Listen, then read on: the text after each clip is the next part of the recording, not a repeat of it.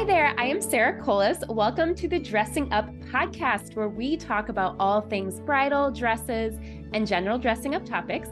I love to encourage women to dress up while expressing their personal style with confidence on how to do so. Visit sarahcolas.com to book a bridal alterations fitting or even inquire about designing the custom couture bridal gown of your dreams. I'm so excited to talk to you about this next topic. Let's get started. Okay, I am back here again with Beth from Ivory Loft. So I'm so excited to do another episode with you. There's a few things that I wanted to mention on our last episode together. So I kind of wanted to touch on that for the first few minutes. And then I wanted to dive deep into more about Beth herself. Okay. Okay. Excited. So one thing I didn't mention on the last episode I really wanted to talk about was silk. Yes. So I'm going to first explain what silk is for people that don't know. I think that most people think that silk is any fabric that is shiny, and that is not necessarily true. Silk can be shiny or not shiny. It is a natural fiber, unlike a lot of wedding dresses sold these days. High majority of them are made of synthetic fibers, which in theory is actually kind of plastic. So, and I mean, you're one of the few bridal shops around that sell silk dresses. I find silk dresses to be a staple. If a bride is between two dresses and one is silk and one is polyester, I will launch right into the differences between natural fabric versus a polyester synthetic fabric. And the biggest thing is, especially in Michigan, most of our brides get married in the summer. And when you have a natural fabric, we all get sweaty, we all get hot, and you're going to allow the little bit of wind that we have in. And any, where, like you said, a synthetic fabric is like plastic and you just start to sweat. And I think it lays nicer. It's prettier. I don't think it's just shiny. I mean, there's so many versions of silk out there. Oh, yes. I love silk. I'm a huge fan. And you're right. I care very much if once I get to that point of, if they're in between dresses, I will go right there about the fabric and why it's so much nicer. And you know what? Not always does it carry a price point. Sometimes it does. Sometimes if I have a polyester dress, we can have it made in silk and there is a price adjustment that will have to take place. But I have a lot of beautiful gowns that are made in silk and they're right at the same price point as a lot of my polyester gowns. So I love that. Any brides listening that are about to go dress shopping, ask your bridal shop if it is an option to get that dress in silk. Yeah, I think we love it. A game changer. Yes, absolutely. Also, can you tell us a little bit more about where you're located? We are located in the heart of Fenton, Michigan. And, I don't know if 10 years ago, if this bridal shop would have been what it is today, but Fenton is just booming right now. And we have so many cute little restaurants. So a lot of times I tell my brides, either make their appointment around lunchtime because they go out and have lunch and celebrate, hopefully, or, I'll recommend a spot to go afterwards because there's so many cute things to do in this little town. So we're considered still part of Metro Detroit, but we're definitely on the outskirts of Metro Detroit. Yes. Very good. Okay, let's get back to Beth. Yes. Okay. Similar to my first question of the other episode, what is your favorite item in your closet right now? Ooh, because we are on the Dressing Up podcast. Yes. So what would that be? So my favorite item right now is a dress. It's by, do you want to know the designer? Sure. Okay, it's by M&M. It's this like M and then EM. Okay. And it's out of London. And it's this, I wore it, and if you look at my Instagram, you'll see me in it, but it's this pink tooled layered dress. I know which one you're talking about. Do you? Yes. Yes. I love it. And as soon as I saw it, I was like, I have to have that dress. Number one, it's a blush color. So I try to buy a lot of things that look bridal. Yes. And number two, it's totally a Beth dress. I mean, it's girly, it's pink. It's, I love dressing up. So that's my favorite thing in my closet right now.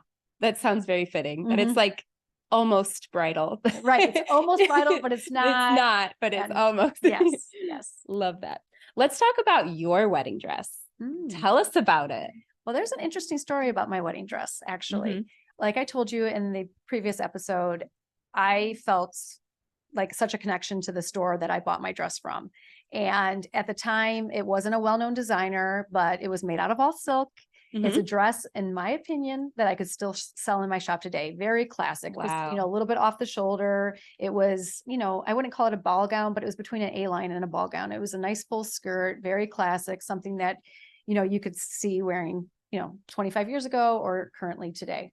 But the interesting part about my story is that when I was choosing my designers for my store, I kept looking at this one designer and I kept looking at the dresses. Of course, I loved every dress in their collection.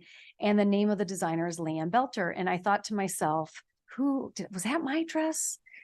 Did I have Leanne Belter? Like I said, it wasn't a super well-known dress at the time. Okay. So anyway, off to market I go. I have an appointment with Leanne Belter strictly because I like the collection that they have.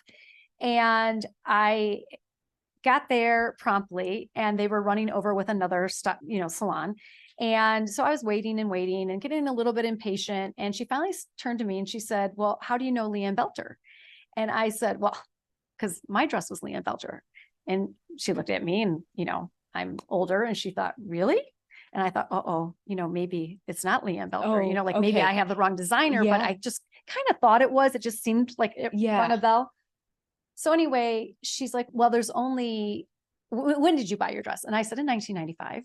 And she said, well, there was only one store in North America that carried Leanne Belter in 1995. And I said, oh, gee, I'm thinking to myself, I don't have the right designer. Now I'm going to embarrass myself. Right? Yeah. And she says, it was in Rocky River, Ohio, in Cleveland, Ohio. And I said, well, that's where I bought my dress. Oh my gosh. And she goes, well, I was the owner of the store. Gosh. And I stopped right there. I got choked up and I totally went back to 1995. I looked at her. I could see her then. I knew that was the owner of the shop. Wait, you kind of recognized her in that moment? At that moment, I finally put it all together. I was like, oh my gosh, you were the person who made me feel like getting chills again. I know that I was the most beautiful bride. And I said to her, she got choked up and I got choked up. And I said, thank you. I go, the reason I'm here today is because of you. And oh my God, that shop is no longer in business.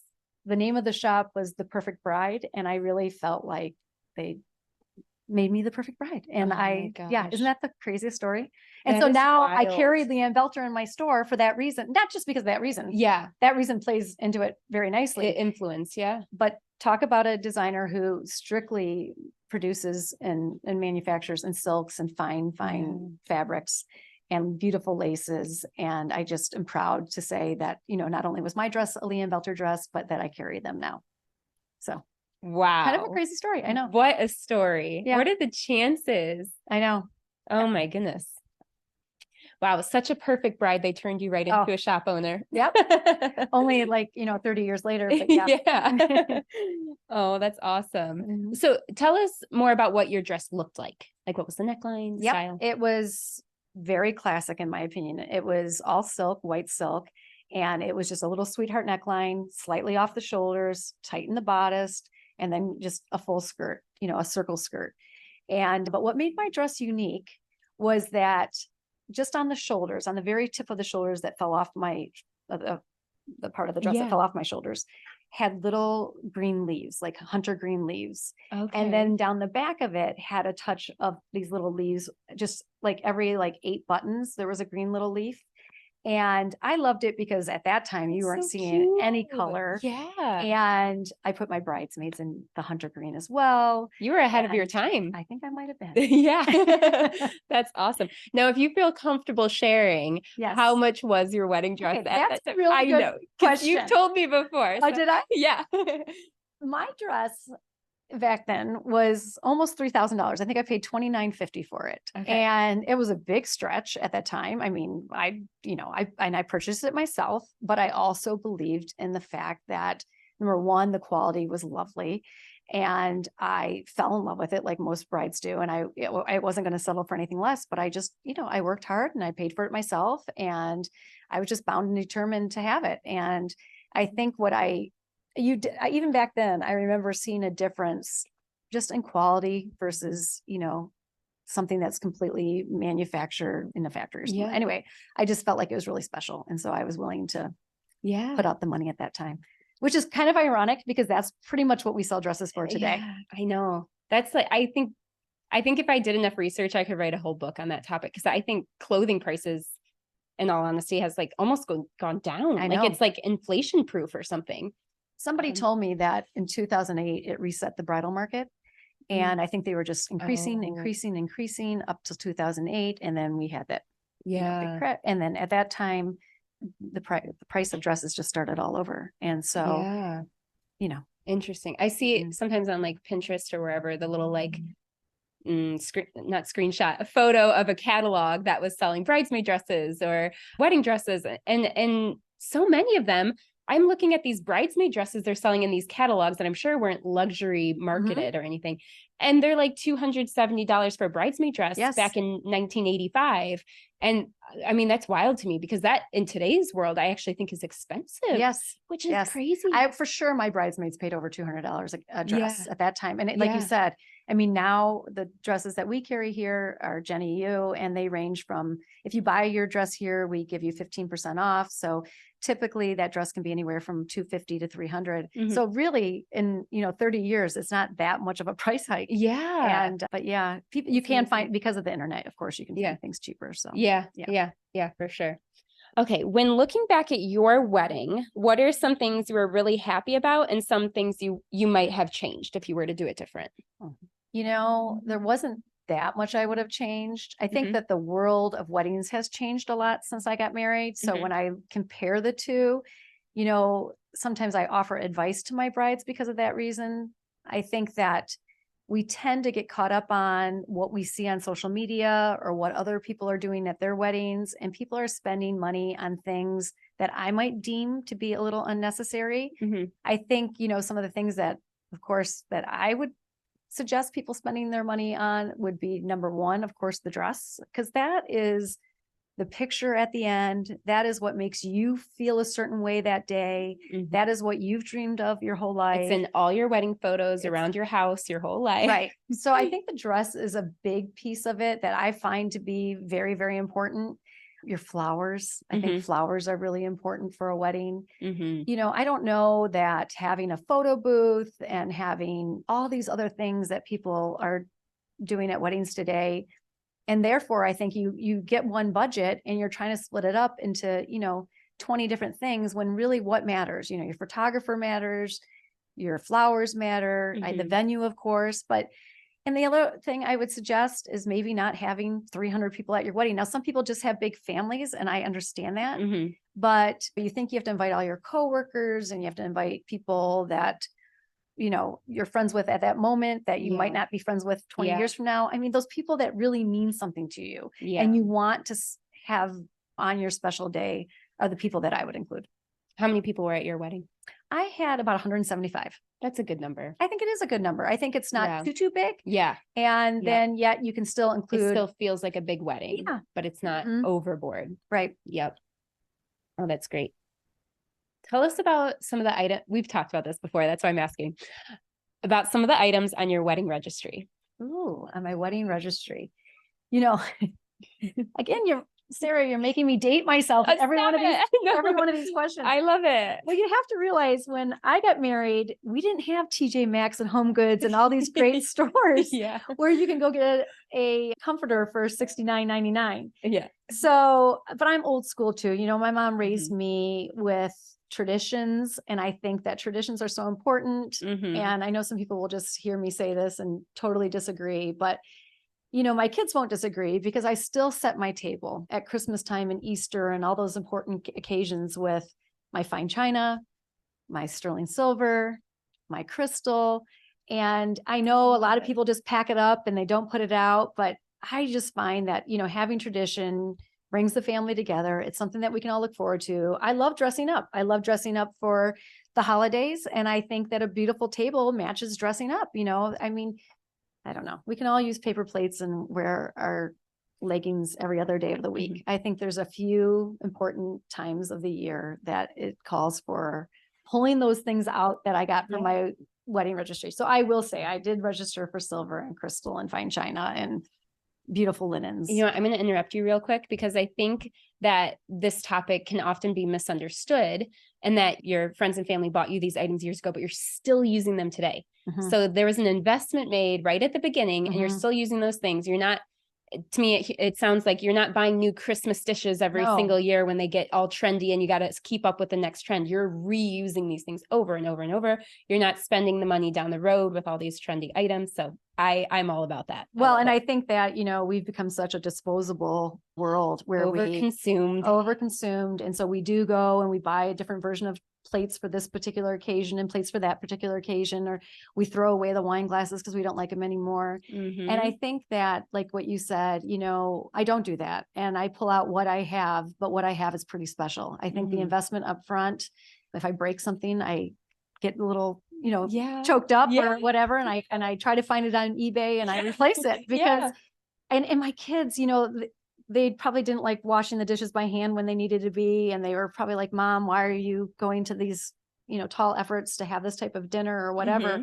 But today, that's what they want. They want to come home. They want to come home to a lovely table and they want to dress up. And we do, we make it a really formal occasion. It's a whole event. It's a whole event. And I guess I'm all about the event. Life doesn't have to be so casual day in and day out. And I feel like that's where society is at now. We're just always wanting to be casual and comfortable and never work too hard.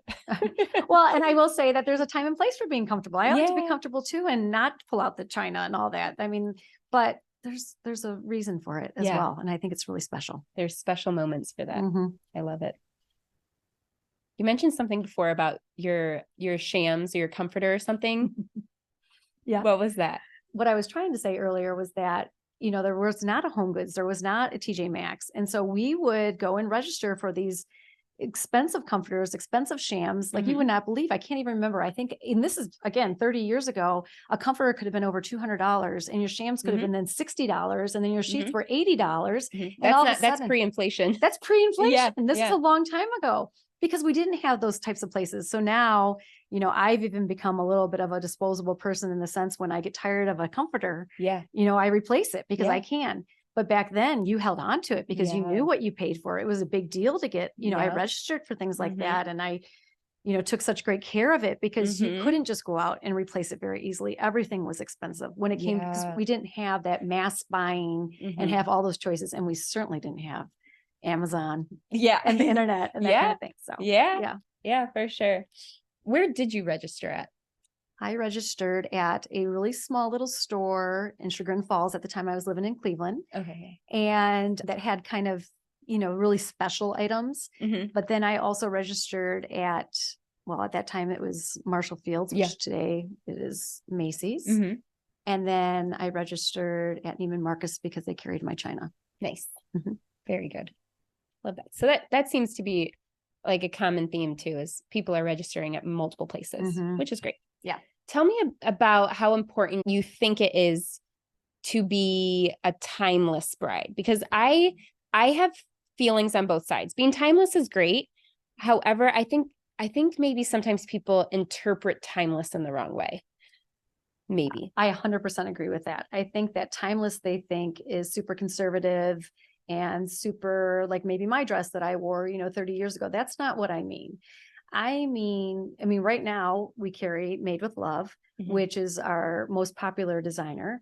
And they have so many timeless looks, just that simple, less is more, not getting caught up on too many of the fads. Right now, I love strapless. Strapless is really in, bows are really in, but you can have a bow that photographs well, and you can have a bow that looks sloppy. Yep. And so I think that, when I think of timeless and classic, I think of something that just, I guess, looks really great in a picture and looks really, really nice on you and complements your figure, but is not too trendy that you're like, ooh, that's from the 1980s with big puffy sleeves, like a lot of my friends wore then. Yeah.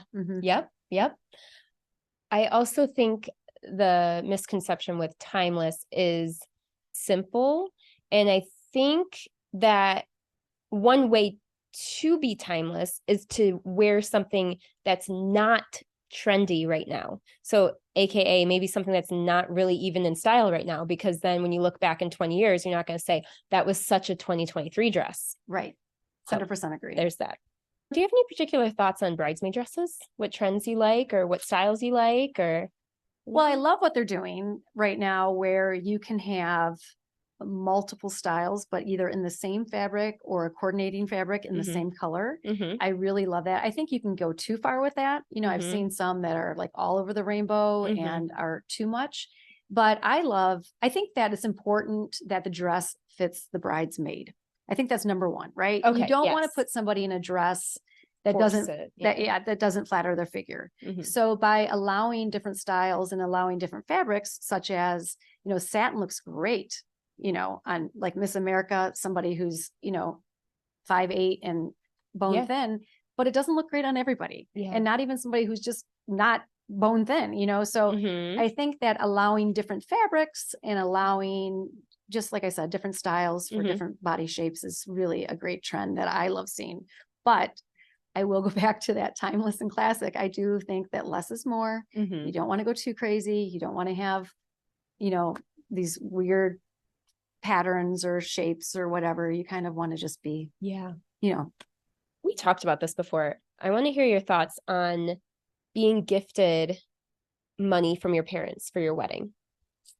Well, this is an interesting topic. And as you can see on my table over there, I have a etiquette book, because I think that, again, we get caught up with what we see on, Instagram or what we see on social media. And because one bride has this extravagant wedding or an extravagant bachelorette party or extravagant shower, that's the way it's supposed to be done. And I really believe that a wedding is a gift. I believe that a bachelorette party is a gift. And I believe that, a shower is a gift. I think that people are doing this for you because they want to give you something, and we shouldn't expect something.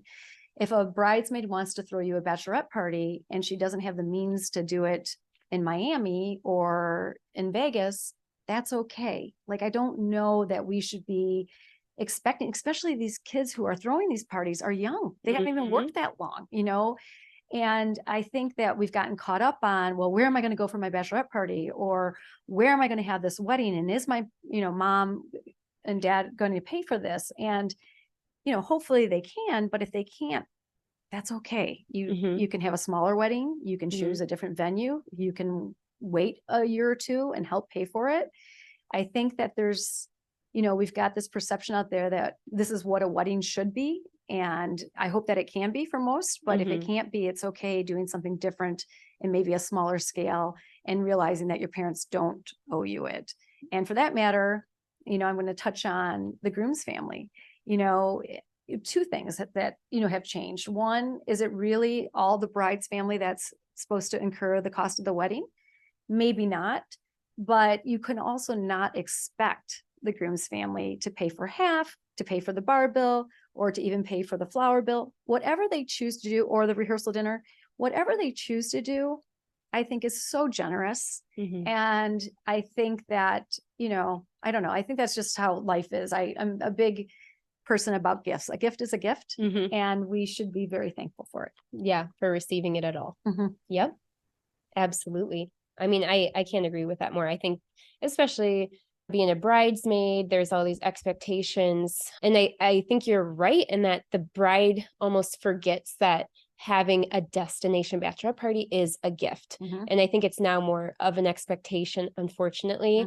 And it's just expected. Right. Yeah, it's just expected that this is what we're going to do. And, everyone has to participate. So now I do like the idea that if a groom's family is able to, maybe, pay for the bar bill or offer to pay for the flowers, some big expenses that happen during that day. How nice is that? How nice is that for the families to share those costs, because they have gotten so extreme. But for any bride out there who thinks that they're owed this, I just don't think that's the case. And if your family can do it, you are so fortunate, and how lucky. And I hope you have a beautiful wedding. But if you can't, there's so many things that you can do. I mean, I'm hearing so many weddings, especially post-COVID, where people are doing them in the backyard, or they go to rent a beautiful Airbnb and have a smaller number. I bet those weddings are fabulous. And so I think there's ways we can tackle it, even if we're not given some huge amount of money. I think what's happening a lot is that, Instagram playing a role, and Pinterest, and thinking you should be having a big extravagant wedding. It starts with the venue, and the venue is what everyone always books first. And I think a lot of brides almost become venue poor because they spent a huge amount of the budget on the venue right from the get-go, and then it kind of leaves everything else. But yeah, I would certainly encourage people to rethink their whole wedding concept. It doesn't have to be a big giant wedding, right? And to focus. I mean, for me with my wedding, the things that make me the happiest thinking about my wedding day are moments at home when I was getting ready with my sisters. That didn't cost anything. Right. Those very, very special moments, taking photos with my groom. Like, how do I want to word this? Like, we could have those moments no matter what our budget was for our wedding. Yeah. Right. And I think that goes back to what we talked about earlier. I think just where do you spend your money and where do you prioritize it? And of course the venue, sets the stage. I get that. And I obviously believe that the dress is such an important piece of that day, but there's so many things that you just don't need that you think you need at the time. And I think that if you can cut certain things out, then do, but yeah. For me, it was the party bus. For my wedding day, everyone expected a party bus, my bridal party. Everyone's like, yeah, well, when's the party bus coming? I'm like, we're not doing that. Yeah. We're just not. Yeah. That's not in the budget. We're crossing it off. I don't care about having a few shots before the reception. I'll meet you guys there. We'll take separate cars. And we just met there. That was just not important to me. Just wasn't. You know what some people say is not important, and I think it's so important, is people will say, well, I'm not going to spend much on invitations. People just throw them away. And I'm like, oh, how can you say that? Because I think that the invitation not only sets the stage, but it kind of gives you a glimpse of what to expect. So I am definitely an invitation. Yeah. I think that that's a pretty important piece of it. And I love beautiful stationery. Yeah. So. Yeah, I think the message that we're trying to send to brides here is think about what is most important to you and don't just follow along with what everyone else is doing just because people will expect that from you. But what wedding trend do you think needs to go away? Well, I belong to the White Dress Society, which is a group of bridal store owners who, are part of the society. And that question gets asked to us all the time. Oh, really? And I think it's almost unanimous. Yeah. Okay. The naked bride. Oh, I'd agree too.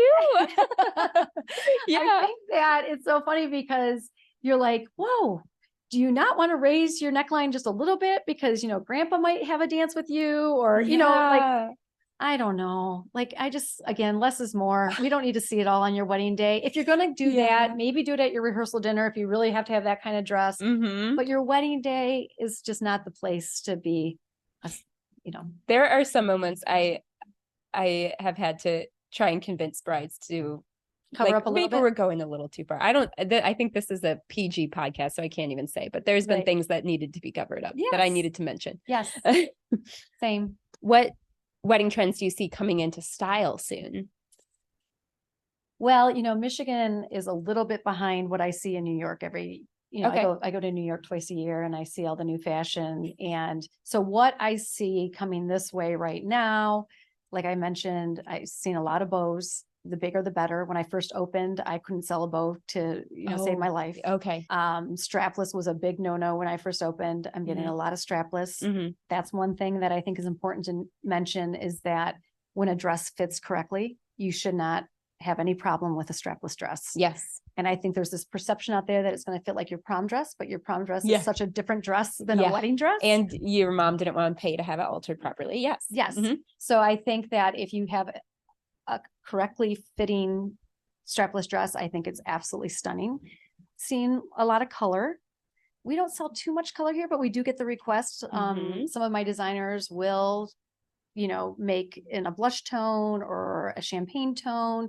We even get the request for black dresses. And I have 2 designers that will make any of their dresses in black. So you're seeing a little bit of that right now, but color is big. I'm seeing that, whether it's an ombre of colors or just some color underneath. And I always tell my brides when they come in that, everything in my shop can come in ivory and white, but some things can also come in color. And, I think that when color was first introduced to bridal, and you can correct me if I'm wrong here, but I think it was used as an undertone to pop that lace or to pop. Yeah, I could see that. Yeah.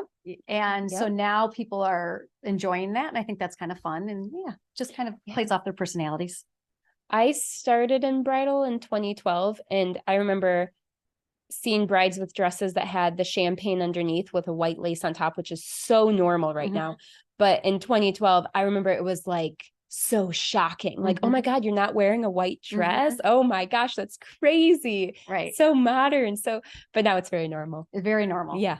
And sometimes I just have to explain I think that it pops the lace, or it looks like your skin. Yeah. So it kind of gives that illusion. It's pretty, I like it. It really does. I'm looking at a dress right now on your line. It really does pop the lace.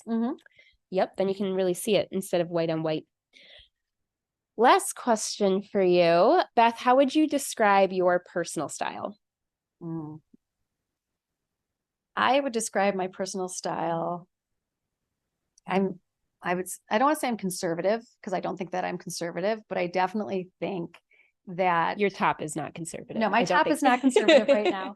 But I definitely think that, I don't know, I go back to that classic and timeless, and less is more. Yeah. You know what I mean? I do like to dress up. Yeah. I love wearing dresses and skirts and beautiful fabrics and beautiful colors, but I think that I'm not too trendy, where, I tend to be more, I don't know, I guess I go back to that timeless and classic look a little bit. And that's what my shop was pretty much founded on as well.